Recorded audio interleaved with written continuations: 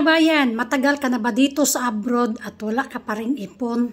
Ito, tuturuan ko kayo para may ipon talaga kayo at hindi magagastos.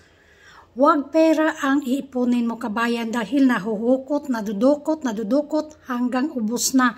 Malalaman mo na lang saan na napunta ang pera.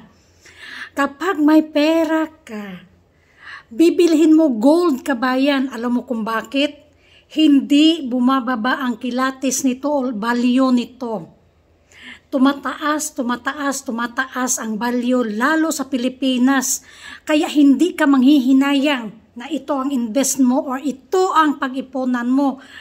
Kahit gaano karami man, sige ipunin mo nga malalaki dahil kapag nagkagipit-gipit ka sa Pilipinas, pwede mong ibenta ito. Mahal at hindi bumababa, samantalang ang pera ang iipunin mo, ang value ng SAR o real dito bumababa. Swerte na kung tataas, pero laging bumababa. So, sayang no. Kapag ganyan, lalong-lalo na andito kayo sa Middle East, gold ang ipunin nyo. Mas maganda. Kaya hindi ako nag-iipon ng pera. Gold ang iniipon ko noon.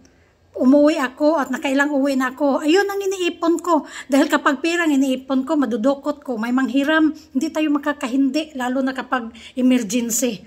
Nadudukot natin. Lalo na kapag sabihin, pangakuhan ka ng langit at lupa. Madudukot mo. Yun pala, hindi ka babayaran.